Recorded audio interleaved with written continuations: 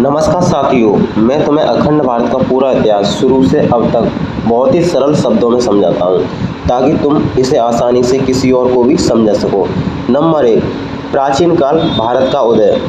दोस्तों, भारत का इतिहास हजारों साल पुराना है। सिंधु घाटी सभ्यता 3300 ईसा पूर्व से 1500 ईसा पूर्व से ये शुरुआत मानी जाती है। इसके बाद वेदों का काल आया जिसमें समाज, धर्म और संस्कृति विकसित हुई। तब भारत केवल आज का भारत नहीं था, बल्कि अफगानिस्तान से लेकर बांग्लादेश और नेपाल, तिब्बत से लेकर श्रीलंका तक एक सांस्कृतिक क्षेत्र था। नंबर 2 पॉइंट, महाजनपद और साम्राज्य। दोस्तों, 16 महाजनपद बने जैसे मगध, कौशल, वत्स, अवंती आदि। फिर मौर्य सम्राट चंद्रगुप्त मौर्य, अशोक आया जिसने लगभग पूरा भारत, अफगानिस्तान, नेपाल और पाकिस्तान तब तक शासन में मिल गया था। गुप्त साम्राज्य 4वीं से लेके 6वीं ईसा सदी से भारत का स्वर्ण युग कहा जाता है। यहाँ कला, विज्ञान, गणित शून्य दशमलव और साहित्य खूब फला फूला। यहाँ कला, विज्ञान और मध्यकाल बंटवारा और संघर्ष से कहानी आगे बढ़ती रही। दोस्तों, नंबर 3 पॉइंट, मध्यकाल बंटवार और संघर्ष। दोस्तों, लगभग 8वीं सदी से अरब और तुर्क का आक्रमण शुरू हुआ।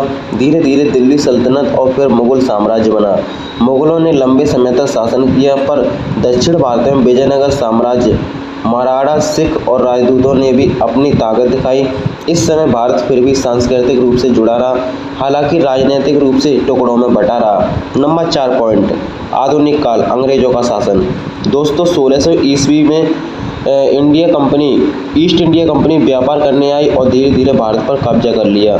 1857 का विद्रोह पहला बड़ा स्वतंत्रता संग्राम माना जाता है। इसके बाद भारत सीधे ब्रिटिश सरकार के अधीन चला गया। अंग्रेजों ने भारत को छोटे छोटे प्रांतों और रियासतों में बांटकर शासन किया। नंबर 5 पॉइंट, स्वतंत्रता संग्राम। महात्मा गांधी, भगत सिंह, सुभाष चंद्र बोस जैसे वीरों के नेतृत्व में आज़ादी की लड़ाई तेज हुई। 1947 में भारत आज़ाद हुआ, लेकिन साथ ही भारत और पाकिस्तान में बंटवारा हो गया। इससे अखंड भारत का सपना टूट गया।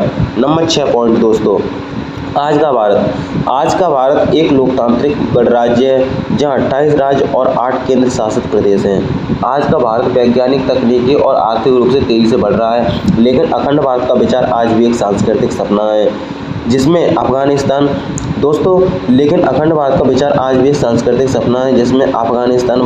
पाकिस्तान, बांग्लादेश, नेपाल, भूटान, श्रीलंका और म्यांमार जैसे पड़ोसी देश भी शामिल माने जाते हैं, क्योंकि इतिहास में ये सभी भारत का साझा संस्कृति और सभ्यता से जुड़े थे। अब संक्षेप में आपको बताएं तो दोस्तों, प्राचीन काल था एक विशाल और समृद्ध सभ्यता वाला। मौर्य गुप्त काल था एकता और स्वर्ण युग वाला। और मध्यकाल था विदेशी आक्रमण और बंटवारा वाला। और अंग्रेज काल था गुलामी और शोषण वाला। और स्वतंत्रता, आज़ादी लेकिन विभाजन। और आज का जो भारत है वो आधुनिक भारत और अखंड भारत का सपना है, ठीक है, जो कि पहले एक अखंड भारत था, लेकिन अब आज़ादी के बाद एक सपना बनकर रह गया। लेकिन चिंता न करें, एक दिन हमारा भारत फिर से अखंड भारत बनेगा। जितने भी देश अलग हुए हैं, सारे देश एक एक करके एक समय के बाद सारे अपने भारत में ही आ जाएंगे। तो कैसी लगी जानकारी? नमस्कार साथियों, अगली वीडियो